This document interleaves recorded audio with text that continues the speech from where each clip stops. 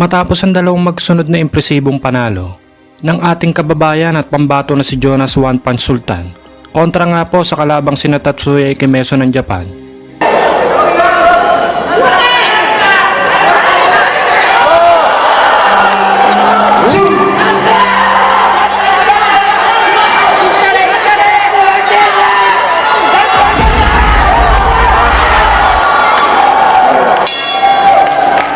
At sa kapwa Pinoy na si Romel Oliveros. Tingnan po natin, what a textbook right hand. Perfect counter. Perfect counter to the left. December 16, 2016, nang mabigyan ng pagkakataon itong si Jonas Sultan na mapalaban sa isang regional title fight para sa titulong IBF Intercontinental Super Flyweight title, na kung saan ay dumayo nga po ang ating bida sa bansa ng South Africa upang sagupain ang tinaguriang The Professor at Noy knockout artist na si Makasole Tete, ang boksingerong kinatatakutan sa flyweight division ng bansang South Africa at Noy world rated sa junior bantamweight division. He calls a towel.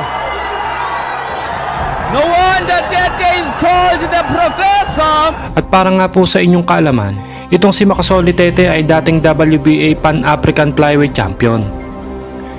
April 24, 2015 ang una itong mapalaban sa isang Pinoy fighter na si Renz Rosia, na kung saan ay nakuha nito ang bakanting IBO Intercontinental Flyweight title by majority decision.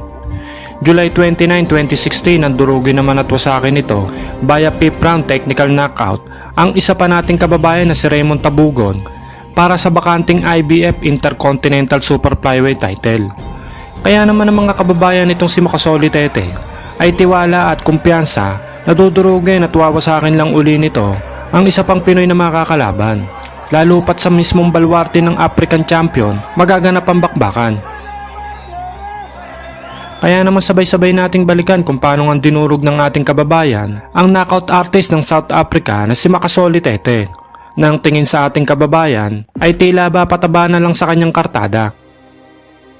Sa unang round pa lang ay mainit na binakbakan ng ating kababayan ang knockout artist na Aprikano. Agad itong nagpakawala ng mga solidong kombinasyon na tumama at nagpayanig sa binibidang boksingero ng mga Aprikano. Sabay awat naman ng referee na halatang halata sa pagiging bias pabor sa kanyang kababayang Aprikano.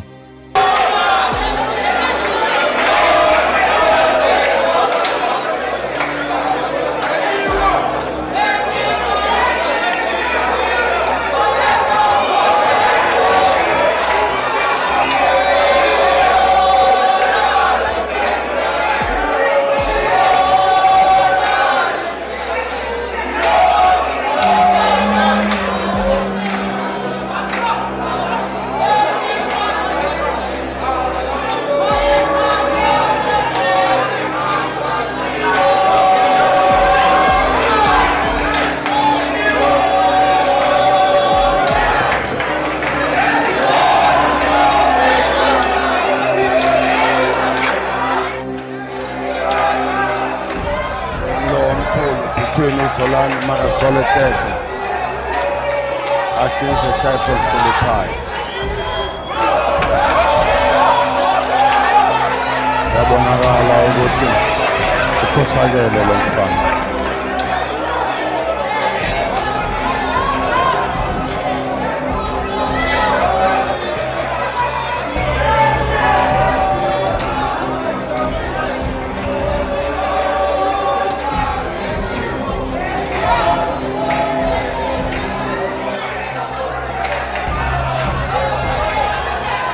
Lo omhle kakhulu phakathi kaMakasole Tete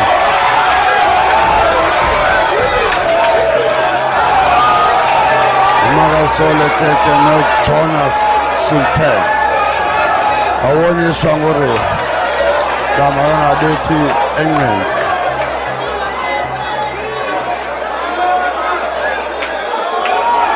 Phinda jongana sengijikelo oqala khangele kubonakalisa ukuthi ngumloza utakisa inhlansi lo. Kuba lo mfana wasePhilippines ubonakalisa bunga ngamshabo kaParkman.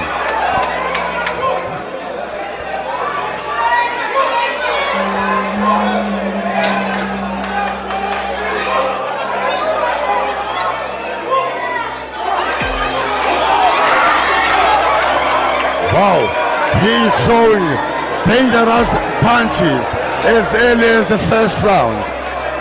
Yefaka kaloku indlela abaxelelwa ngayo abafana. Into yokuba bangaba ifight usigqibile emthansane yaba sengxakini. Wenza kangangoko lo mfana into yokokuba kungabikho ndlela into yokuba zingaphumelela. Baphela umjikelo wokuqala. Baphela njalo umjikelo wokuqala. Round 2 ay agresibo pa rin inatake ni Sultan ang depensa ng South African champion. At doon nga ay ginulat ng ating kababayan ng mga Aprikanong manonood nang ratraten at makatikim ng 10 hits combo ang kanilang ibinibidang Aprikano, kung saan ay nawalan nga po ng malay ang Aprikano sa lakas ng mga suntok na tumama dito. At sa tindi nga po ng kaliwat kanang suntok na tumama sa Aprikano ay agad nawalan ng malay itong South African champion at tulog itong nakatayo habang inaawat ng referee ang ating pambato. Kim ayinaziphinde yenzeke lo bathengisile wathi abathandi nababukeli bomdlalo wamaningi.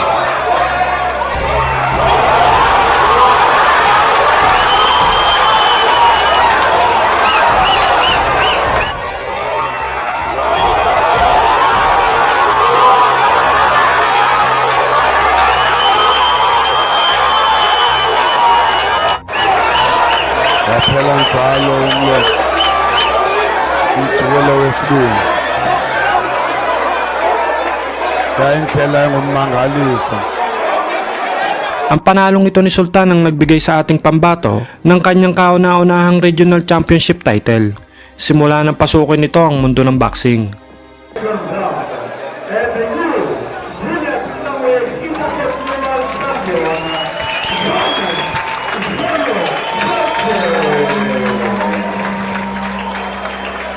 At matapos nga ang naging laban, ay nakapagtala pa itong si Sultan ng dalawang sunod na panalo kontra nga po kay Sunny Boy Haro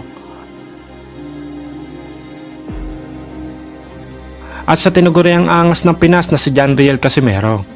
Habang itong si Makasoli Tete naman ay nakapagtala rin ng dalawang sunod na panalo bago magretiro sa boxing.